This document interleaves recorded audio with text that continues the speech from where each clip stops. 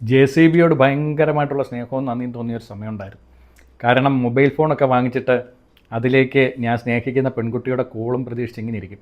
3 മാസത്തോളം ഒന്നും സംഭവിച്ചില്ല. കാരണം അവൾക്ക് വീട്ടിൽ അതിനുള്ള യാതൊരു വിധത്തിലുള്ള സാഹചര്യങ്ങളുമില്ല.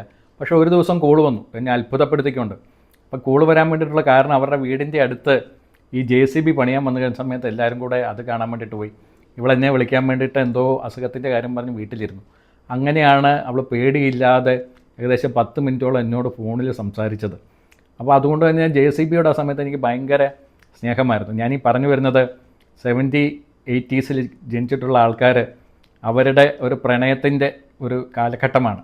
അപ്പം മൊബൈൽ ഫോണൊക്കെ ആയി വരുന്നതേ ഉള്ളൂ. 2001, 2002 കാലഘട്ടമാണ് ഈ പറയുന്നത്.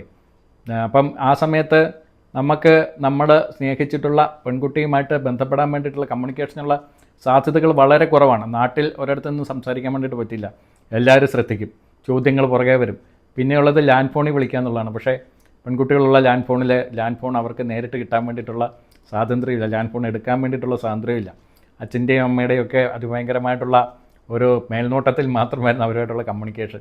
അതുകൊണ്ട് നമ്മൾ ചെയ്തുകൊണ്ടിരുന്ന നമ്മുടെ കൂട്ടുകാരന്മാരുടെ പെങ്ങളന്മാരെ കൊണ്ട് വിളിപ്പിച്ച് കഴിഞ്ഞാലും അവർ നമ്മുടെ കയ്യിൽ കുറേ സമയം കഴിഞ്ഞിട്ടേ കിട്ടുകയുള്ളൂ. കിട്ടിക്കഴിഞ്ഞാലും നമ്മൾ മൂളലുകൾ മാത്രമാണ് തിരിച്ചിങ്ങോട്ട് വരുന്നത്. അപ്പം അങ്ങനെ ആ സ്വരം കേൾക്കാൻ വേണ്ടിയിട്ട് മാത്രമാണ് വിളിക്കുന്നത്.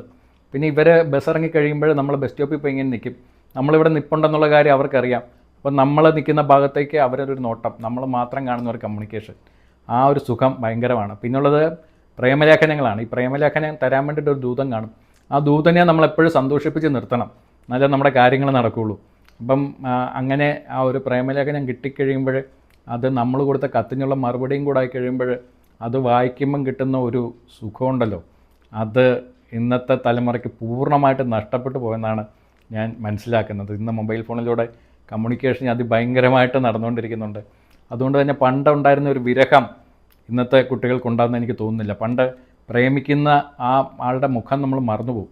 മുഖം മറന്നുപോയിട്ട് പിന്നെ ഇടയ്ക്ക് ഓർമ്മയ്ക്കുമ്പോൾ കിട്ടുന്ന ഒരു സുഖം, അതൊക്കെ എന്തൊരു മധുര സ്മരണകളാണ് ഇപ്പോഴും ആലോചിക്കുമ്പോൾ.